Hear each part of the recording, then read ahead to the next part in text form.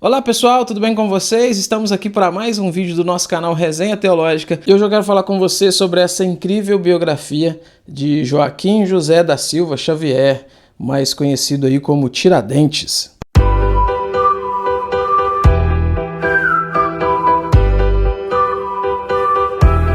O principal personagem do que ficou conhecido aí como a Inconfidência Mineira é o mineiro Tiradentes, aí o alferes Joaquim José da Silva Xavier, que tem uma áurea mítica muito forte em torno dele, em torno da história do personagem Tiradentes, né?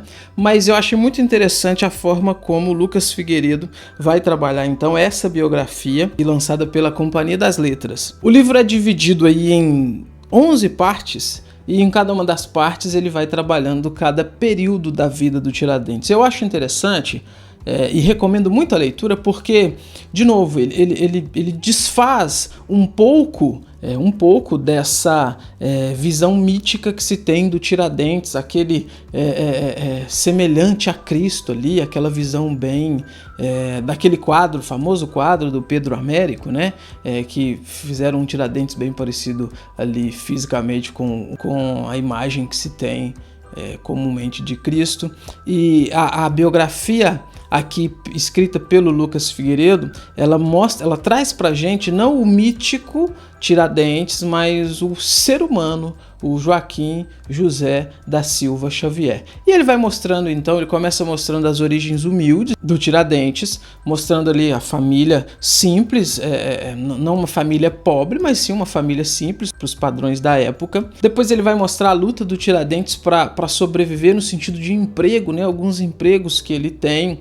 Então ele vai trabalhar como vendedor, e é nesse trabalho como vendedor, andando de um lugar para o outro, cruzando aí de Minas até o Rio de Janeiro, que ele vai conhecer muita gente, ele vai criar um laço de amizades muito grande por causa desses percursos, e também o ofício dele, que lhe dá aí o apelido, né, de Tiradentes. Ele não era um dentista formado, obviamente, na época, a gente está falando no final do século XVIII, em Minas, no Brasil, você ainda não tem esse ofício, mas você tem essas pessoas que trabalham então de uma forma ambulante, ajudando então as pessoas que tinham essas dores e tinham problemas dentários. Inclusive tem-se até mesmo a bolsinha, né, de ferramentas que ele usava ali, o famoso buticão, que era quando pegava e tirava o dente mesmo. E é do conhecimento de muita gente que o Tiradentes ele tinha uma habilidade fora do comum nesse tipo de trabalho. Então o trabalho dele nessa área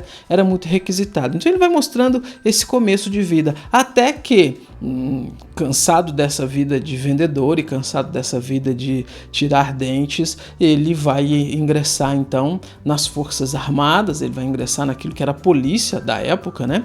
E ele vai ser então, por causa da sua formação, por causa de algumas questões ali, ele já entra como um alferes. Um alferes era um cargo de oficial, dentro do oficialato era o cargo mais baixo aí, pensando assim, seria uma espécie de tenente hoje, né?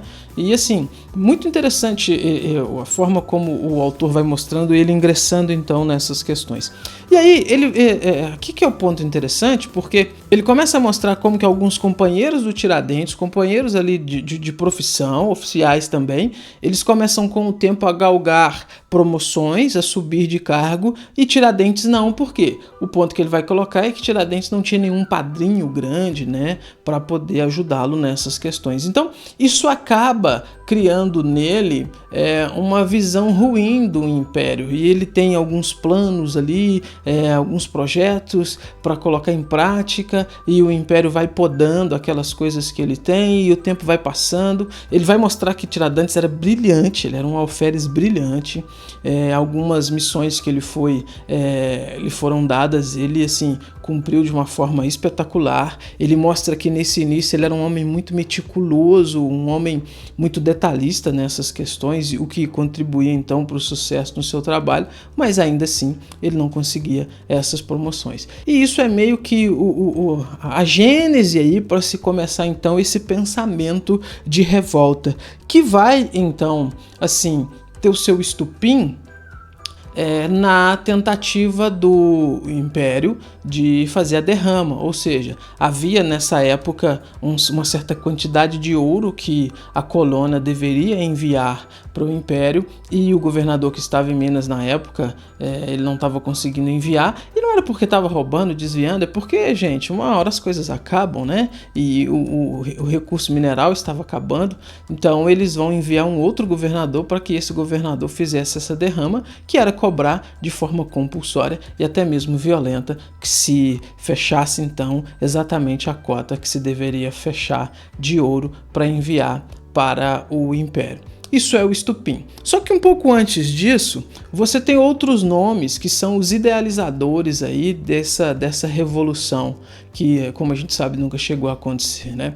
Você tem ali Tomás Gonzaga, você tem vários outros homens ali, inclusive um deles sob o pseudônimo de Vendée, que consegue na França ter um contato com Thomas Jefferson, o grande Thomas Jefferson, lá, o terceiro presidente dos Estados Unidos, né?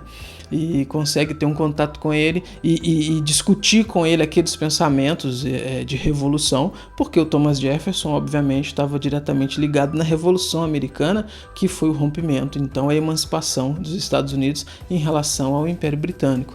E, de início, Thomas Jefferson se mostra interessado ali naquelas conversas, existem documentos que comprovam isso, o autor vai trabalhar.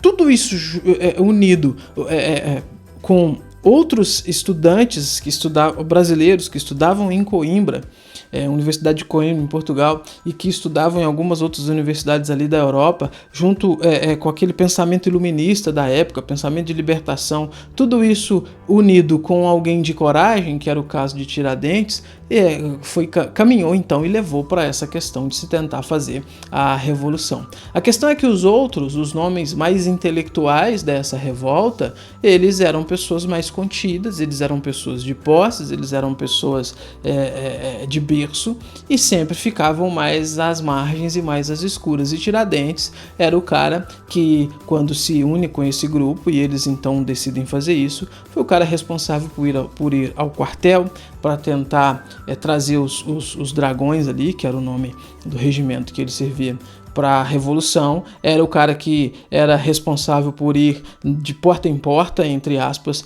para tentar trazer o povo comum para a Revolução, e quando a coisa estoura, é o nome que vai servir aí, vamos dizer assim, de bode expiatório, né? E a gente sabe que o movimento não deu certo porque houve um traidor, né? O senhor Joaquim Silvério dos Reis, ele vai trair o movimento. E não porque fosse leal à coroa, mas ele tinha dívidas enormes com a coroa, e o novo governador que havia sido destinado ali para Minas era um governador que, dentre uma das suas várias missões, uma delas era cobrar e fazer o Joaquim Silvério pagar essa dívida.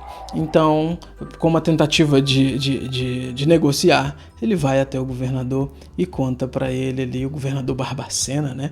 Conta para ele sobre a revolta. Tiradentes, nessa época, ele está no Rio já, tentando levantar nomes ali no Rio para se unir à revolta. E é quando, então, dados os desdobramentos dessa traição, ele é preso. É interessante que o autor vai colocar aqui como que a sentença ela já foi armada, né? Como que 2 anos antes da sentença ser aplicada, ela já havia sido dada pela Dona Maria, que era a rainha do Império, a famosa rainha louca, né? Ela já havia dado a sentença, e na sentença que veio de Portugal, 2 anos antes dela ser aplicada, já constava que um só deveria morrer. É interessante como que, mesmo sabendo disso, foram 2 anos de interrogatórios, foram 2 anos ali de uma investigação para no final fechar numa coisa que já estava combinado 2 anos antes. E aí ele vai levantar aqui algumas possibilidades de que talvez o governador, o Barbacena, também estivesse no meio da Revolução, também estivesse envolvido, só que não restaram documentos, né? Como ele era o chefe, obviamente não vai restar documentos. Ele vai falar aqui de um dos grandes líderes aí que apareceu morto misteriosamente na prisão, enforcado. Enfim, a história é muito bacana, Ela tem como título Tiradentes e traz como título aí a biografia de Tiradentes, como de fato mas ela também é um documento muito vívido e muito completo desse movimento que foi a Inconfidência Mineira, né? É um movimento, é um relato muito completo de todos os desdobramentos, desde o início, o percurso, até como que terminou e até mesmo qual foi o destino daqueles homens, né, daqueles 11 homens, então, que foram considerados cabeças e tiveram alguma punição, porque punição de morte foi só Tiradentes, mas os outros foram punidos com exílio, alguns deles prosperaram no exílio, os outros, um virou escritor, quer dizer, já era escritor, mas ficou famoso, né? Depois disso, alguns, quando chegaram no exílio, morreram rapidamente, e o nome de Tiradentes, tempos depois, vai ser levantado de volta, vai ser trazido com essa alcunha, com essa áurea mítica de um Messias, de um suposto libertador. Ele vai contar umas coisas interessantes que no percurso ali, no trajeto que Tiradentes faz da prisão até a forca, ele mesmo, de certa forma, encarna esse personagem, né? Vai contar como que Tiradentes, nos interrogatórios, ele tentava, de toda forma, eximir ali os companheiros de qualquer culpa e trazer a culpa para si, como que ele escorrega num dos interrogatórios uma vez, mas depois ele volta atrás e ele tenta sempre proteger os companheiros. Enfim, gente, é uma biografia interessante, um livro legal, um livro grande, mas também tem muita parte que são notas, são muitas notas, mas que compensa muito. Se você está interessado em saber mais sobre essa parte da história do nosso país, sobretudo do nosso estado, Minas Gerais, vale a pena a leitura. Tá bom? Esse é o vídeo de hoje. Não se esquece de curtir, compartilhar, inscrever no canal se não for inscrito. Tchau, até os próximos vídeos deste canal.